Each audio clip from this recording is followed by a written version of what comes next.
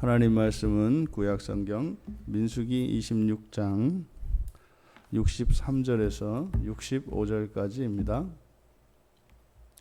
우리 같이 한 목소리로 함께 읽겠습니다. 이는 모세와 제사장 엘르아살이 계수한 자라. 그들이 여리고 맞은편 요단과 모압 평지에서 이스라엘 자손을 계수한 중에는 모세와 제사장 아론이 시내 광야에서 계수한 이스라엘 자손은 한 사람도 들지 못하였으니 이는 여호와께서 그들에게 대하여 말씀하시기를 그들이 반드시 광야에서 죽으리라 하셨음이라. 이러므로 여분네의 아들 갈렙과 눈의 아들 여호수아 외에는 한 사람도 남지 아니하였더라. 아멘. 설교 제목을 두 번째 인구 조사의 의미 이렇게 정했습니다. 왜 여호와 하나님께서 이제 광야를 발행하기 전 시내산에서 그 시내산 앞 시내 광야 있을 때에 인구 조사를 명하시고, 그리고 이제 광야 생활을 마치고 여리고의 가나안 땅에 들어가기 직전에 왜 다시 인구 조사를 명하셨을까? 그 의미를 우리가 살펴보려고 합니다. 처음 인구 조사를 할 때는 모세와 제사장 아론이 계수했습니다. 이제는 이제 아론은 죽었고, 그리고 그의 아들 엘르아살이 대제사장 직분을 계승하고 이제 다시 인구 조사를 했습니다. 실제로 그렇게 큰 차이는 나지 않습니다. 장정 60만 명에서 1,800명 차이니까 그렇게 큰 차이라고 보여지지는 않습니다. 그러니까 처음과 나중에 이 두 번의 인구조사, 맨 처음 인구조사할 때는 하나님께서 그 숫자를 파악하라고 하세요. 그 수를. 그래서 전체 수가 얼마인지, 그것은 아마도 그때 1차 인구조사와 이곳 이제 모압 평야에서 하게 될 두 번째 인구조사 사이에 큰 차이는 없지만 어쨌든 미세한 차이가 있음을 가르쳐 주시려고 했던 것 같습니다. 그리고 또 하나는 지금 본문에서도 말씀하는 것과 같이 64절에서 시내 광야에서 계수한 이스라엘 사람들은 한 사람도 들지 못했다. 이것은 그러니까 그 광야 생활을 시작할 때와 끝났을 때 사람들이 이제 바뀌어 있는 겁니다. 이것을 통해서 우리들에게 무언가 교훈을 하시려고 있는 게 있다. 그리고 민수기의 인구조사의 중요한 것은 이 나샤라고 하는 단어와 파카드라고 하는 단어였습니다. 나샤라고 하는 것은 올리다, 이름을 명단을 올리다 이런 뜻이고, 이제 파카드는 찾아가는 겁니다. 민수기 26장에서도 인구조사를 명령하실 때 여호와 하나님께서 이스라엘 자손의 온 회중의 총수를 조사해라 2절에서 이렇게 말씀을 합니다. 조사해라. 그리고 이제 3절의 끝에 가서 3절 4절에 가서 모세와 이제 엘르아살이 이제 여호와께서 하신 명령을 백성들에게 전합니다. 그때 이제 4절에 계수하라, 이때는 파카드란 말이죠. 근데 2절에 조사하라 그리고 계수하라 이렇게 두 개의 동사가 사용되는데, 앞에 조사하다라고 하는 것은 나샤고 뒤에 계수하라라고 하는 것은 파카드입니다. 그러니까 여호와 하나님께서 인구조사에 대해서 말씀하신 것이 두 가지였거든요. 이름을 하늘에 올려라. 그런데 어떻게 해라? 일일이 찾아가서 방문해서 그들을 파악해라. 그리고 이제 4절에서 모세와 엘라살이 백성들에게 파카드하도록 명령을 한 겁니다. 지금 26장에 와서 26장의 이제 끝에 전부 파카드를 한 거죠. 그러니까 해야 될 일이 이제는 나샤 해야 되는 일이 남아 있다는 것을 우리가 기억하고 있어야 합니다. 단지 찾아가서 그들을 파악하고 그 인구 조사하는 것, 이것이 궁극적인 목적이 아니라 그것은 하나님께 올리기 위한 것입니다. 1차 인구 조사도 마찬가지였죠. 나샤를 하지를 못했어요. 그들이 어떻게 했어요? 지금 여기서 다 죽었다. 그러니까 파카드에서 1차 인구 조사 때 그 명단이 이렇게 작성이 됐는데 그 명단을 따라 하나님께 올려야 합니다. 그런데 올리지 못하고 광야에서 죽었다는 거죠. 물론 여기서 살아남은 사람이 출애굽 세대로서, 그러니까 애굽에서 노예로 살다가 홍해를 건너서 살아남은 자 중에 이제 곧 가나안 땅으로 들어갈 사람들, 그 사람들은 거의 전부가 광야에서 태어난 사람들이고, 다만 여호수아와 갈렙, 그리고 레위 자손, 레위 지파 사람들, 이들은 하나님께 속한 자들이기 때문에 이들이 가나안 땅에 들어가게 됩니다. 그래서 레위 지파와 그리고 여호수아와 갈렙을 제외한 나머지 모든 사람들은 출애굽한 이후로 이 광야에서 다 죽었습니다. 왜요? 그들이 12정탐꾼 사건에서 가나안 땅으로 하나님께서 올라가라고 하셨을 때 그들이 가지 않았기 때문이죠. 하나님께서 구원의 손길을 뻗으셨는데 그 손을 잡지 않았을 때 그것으로 인해서 징계가 떨어졌다기보다는 그것이 스스로 하나님의 구원을 거부하는 것은 스스로 이렇게 고난과 고생의 삶을 결정하는 것이 됩니다. 그러니까 우리가 신앙생활을 할 때 신앙생활을 잘할까 말까가 아니라 신앙생활을 잘할까 아니면 고된 생활을 할까, 이렇게 여러분들이 생각을 하셔야 되는 겁니다. 중간은 없습니다.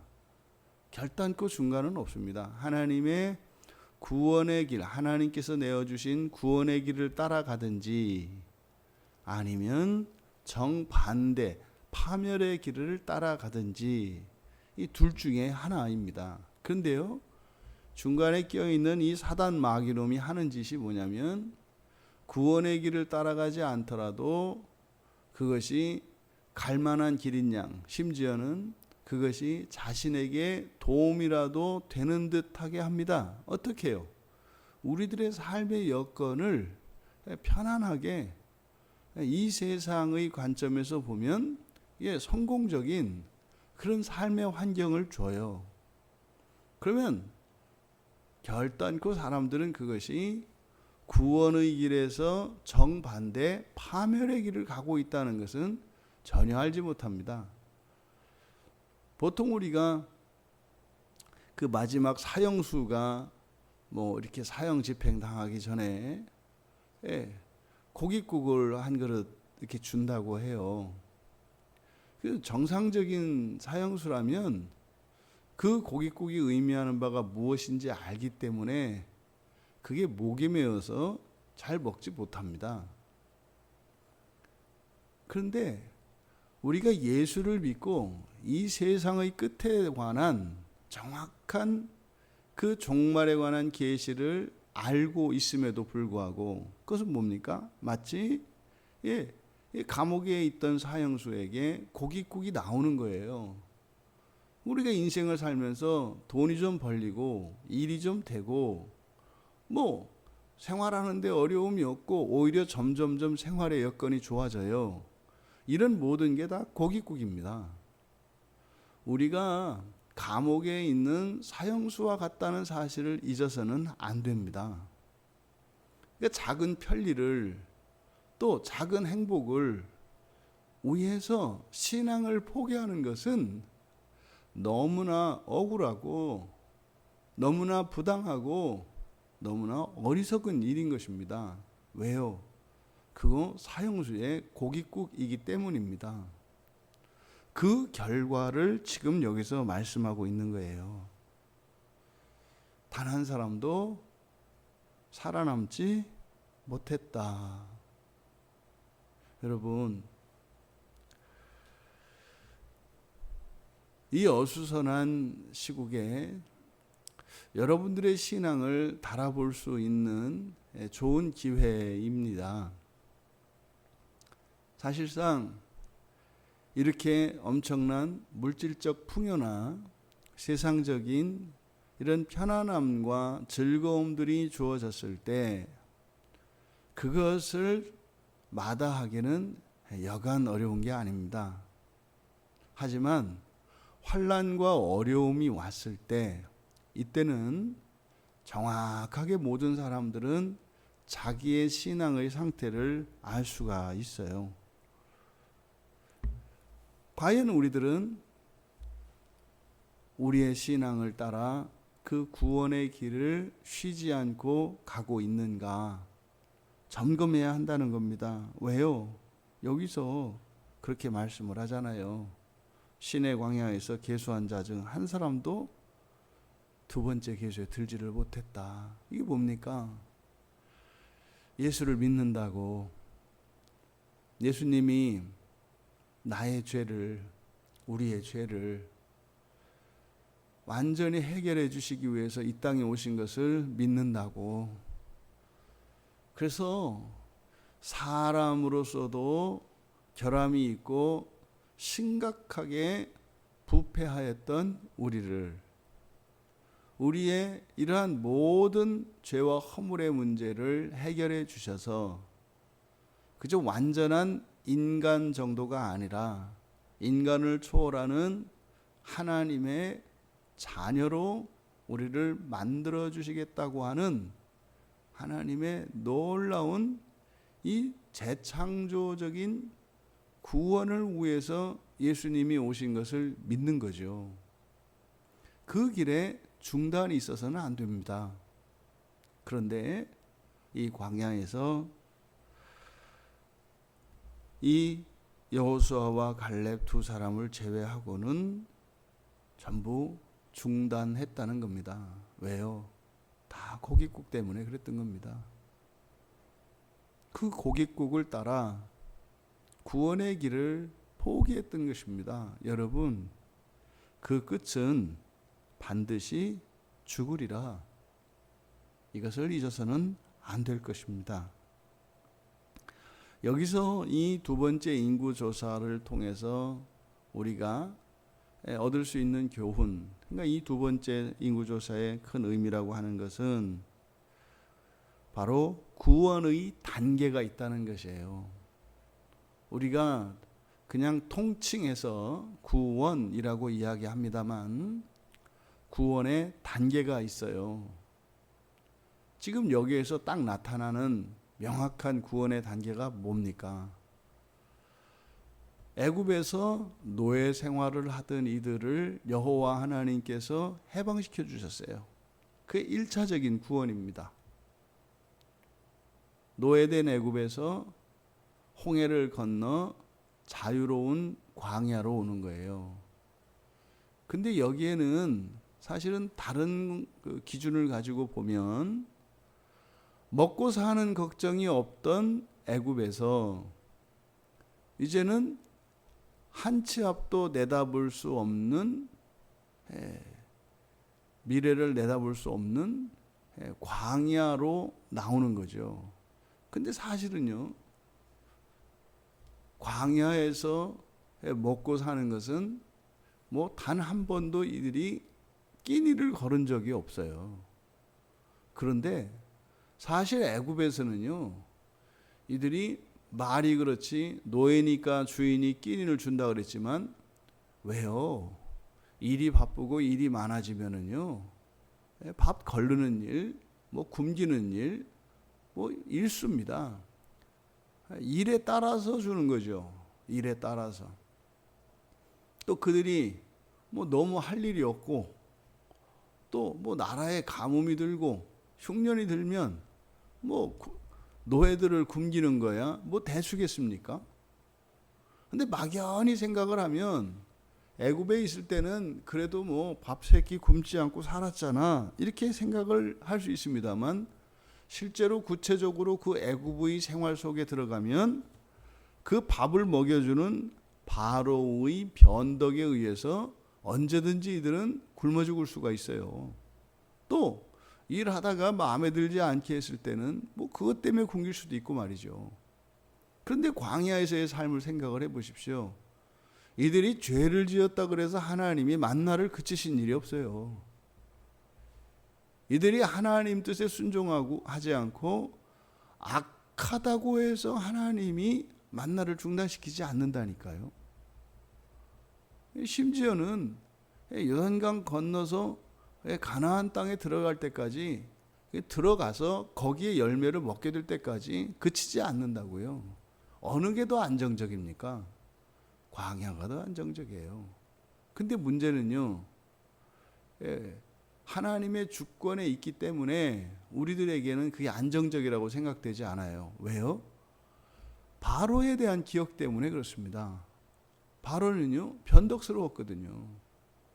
또 우리가 하기에 따라서 달라지거든요. 그러니까 하나님도 바로와 같은 주권자라고 생각을 하는 거예요. 근데 이 만나는 보관을 못해요. 하루하루밖에. 그러니까 돌아보면 광야에서 죽었던 이들의 삶은 늘 뭐였어요? 과연 내일도 하나님이 만나를 내려주실까? 40년을 이 생각을 하면서 살았다 이 말이에요.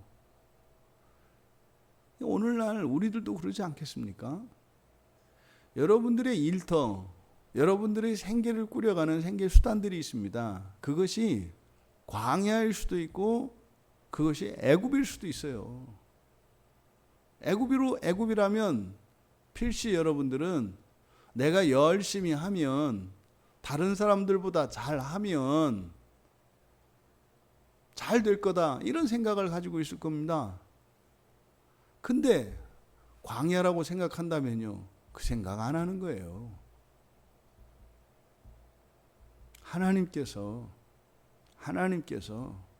나를, 우리 가정을, 이 나라, 이 민족을 하나님께서 우리에게 먹여주실 것이다, 입혀주실 것이다 이렇게 생각하는 거죠.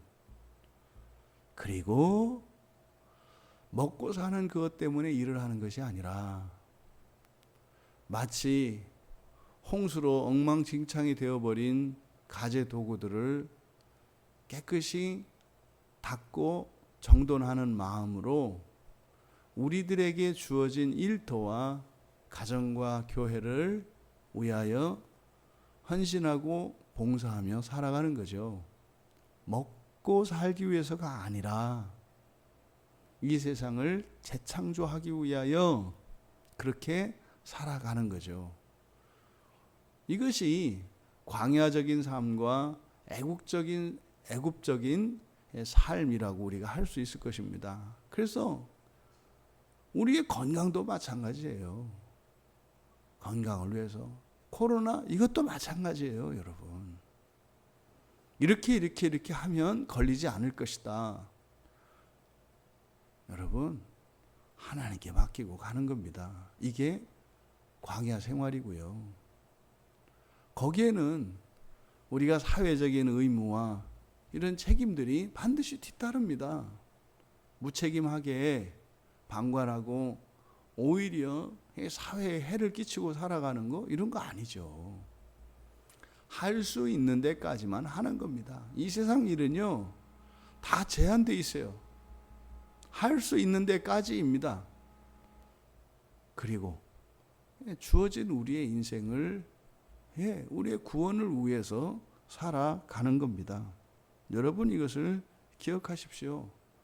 그래서 광야로 넘어오는 해방되어지는 구원이 있고, 그 다음은요, 이제는 광야에서 가나안 땅으로 옮겨지는 구원이 있어요. 그러면 광야와 가나안 땅의 차이점은 무엇이겠습니까? 광야 생활은 방랑 생활이고 정착하지 못했죠. 계속 방랑을 하죠. 그런데 가나안 생활은 정착 생활입니다. 근데 정착은 어디서 합니까? 기업에서 하는 거예요. 나의 기업, 내 소유가 생긴다고요. 내 주권이 생긴다고요. 그리고 거기에는 사명이 있습니다. 광야에는 사명이 없어요. 하지만 가나안에는 사명이 있습니다. 그리고요, 내가 돌아갈 집이 있어요. 내가 돌아갈 교회가 있어요. 그리고 거기에는 우리가 사명을 맡은 일터가 있어요. 이것이 가나안의 생활입니다. 이것이 또 다른 차원의 구원인 것입니다. 우리의 구원은 진전이 일어나야 합니다. 그러니 여러분들에게 참된 믿음의 가정이 있어야 하고, 그리고 교회가 있어야 합니다. 그 집은 여러분들이 사는 동안 영원한 집이고요. 여러분들의 교회는 이 세상을 사는 동안 영원한 교회예요. 왜요? 거기가 여러분들의 사명의 자리이기 때문에 그렇습니다. 그러면 이것이 나중에 어떻게 됩니까? 마지막 최종의 단계의 구원이 있죠. 그것은 하나님 나라, 예수 그리스도의 나라에 들어가는 것입니다. 예수 그리스도의 나라에 들어가기 전에 그리스도 예수께서 이 땅에 재림하십니다. 그리고 거기서 계수하는 일이 일어나겠죠. 그때 계수하는 일이 일어나겠죠. 예수님께서 말씀하셨어요. 그 나라에 들어가는 사람들은 극히 적을 것이다. 극히 적을 것이다. 지금 보십시오. 출애굽하면서 그 홍해가 덮이며 애굽의 군대가 물에 수장될 때 이들은 전율을 했을 겁니다. 하나님의 구원을. 주님의 높고 위대하심을 찬양했을 것입니다. 그런데 지금 이 자리에 여호수아와 갈렙을 제외하고는 전부 광야에 묻혔다는 사실을 기억하시기 바랍니다. 여러분, 60만 명에서 2명 살아남았어요. 여러분들은 그리스도인이기 때문에 그들과 다를 거라고 생각하십니까? 그들이나 우리나 똑같이 죄로 가득 찬 사람들이라는 사실을 잊지 마시기 바랍니다. 분명히 성경은 우리가 어떻게 살아야 할 것인가 명확하게 제시하고 있습니다. 이렇게 살 거냐 저렇게 살 거냐를 고민하지 마시고 바로 그 끝을 보셔야 합니다. 여러분들 앞에는 이제 주님께서 재림하셔서 이 땅에 세우실 그 나라의 그 인구조사, 심판이죠. 그것이 여러분 앞에 있다는 사실을 잊지 마십시오. 그 날에 그 영광스러운 나라에 들어갈 수 있는 우리 모두가 되기를 바랍니다. 근데 여기에는 두 종류의 사람이 있어요. 여호수아와 갈렙은 누구입니까? 12 정탐꾼 가운데 믿음으로 그 땅을 향하여 가자고 한 사람들이에요. 레위 사람들, 레위 지파는 누구입니까? 하나님의 소유가 된 사람들이에요. 기억하십시오. 여러분들이 믿음을 따라 사명을 감당하고 그렇게 가서 들어갈 수 있습니다. 그런데요, 굉장히 적지 않습니까? 그런데요, 제사장이 되어 가나안 땅에 모두 다 들어가지 않습니까? 우리가 가나안 땅에 들어가는 방식은 어떤 방식이어야겠습니까? 개인적으로 이루는 구원이 아니라 공동체적으로 우리가 다 함께 제사장 되어 들어가야 할 것입니다. 우리가 추구해야 되는 것은 여호수아와 갈렙이 아니에요. 만약에 우리가 여호수아와 갈렙을 추구한다면 우리 가운데에서 한 사람, 두 사람 들어갈 겁니다. 그런데요, 우리는 레위 지파가 되어 제사장이 되어야 합니다. 하나님의 소유가 되어야 합니다. 그러면 공동체적으로 들어가는 것입니다. 부디 우리들의 구원의 근거가 우리들의 행위에 있는 것이 아니라 하나님의 소유되었기 때문에 우리를 구원하시는 하나님의 구원의 은혜가 임하기를 바랍니다. 그래서요, 우리의 어떤 행위, 의미 있고 가치 있습니다. 근데 그것보다는 먼저 하나님의 주권을 인정하고 하나님의 소유가 되는 것이 공동체적으로 우리에게 이런저런 허물이 있을지라도 그 나라에 들어갈 수 있는 길이다라고 하는 사실을 기억하시기 바랍니다. 그게 뭡니까? 여러분들이 흔히 말하는 신자고, 신자라는 것은요, 교인이 되는 것입니다. 예수를 믿고 교인이 되었을 때 교회와 함께 레위 지파 사람들이 가나안 땅에 들어간 것과 같이 공동체적으로 들어간다 이 말입니다. 여러분들이 예수를 믿고 교회 안에 있다면, 그리고 그 나라를 소망하고 있다면 반드시 여러분들은 교회와 함께 그 영광스러운 나라에 들어가게 될 것입니다. 바로 이 두 번째 인구조사의 의미는 우리에게 종말을 생각나게 하는 것입니다. 여러분의 인생을 종말론적으로 그렇게 승리하시는 우리 모두 되시기를 주님의 이름으로 축원합니다. 존귀하신 하나님 아버지, 이제 이스라엘 자손들을 계수하게 하셨던 하나님의 그 참 뜻을 저희들이 함께 나누었습니다. 하나님, 저희들 각자가 저희들의 공로로, 저희들의 의로 살아가는 것이 아니요 한 몸 된 교회로 하나님의 소유로 살게 하셔서 제사장적인 삶으로 그 나라에 공동체적으로 우리 광야교회 모든 교인들이 함께 들어갈 수 있도록 은혜를 내려 주시옵소서. 감사하며 예수님의 이름으로 기도하옵나이다. 아멘.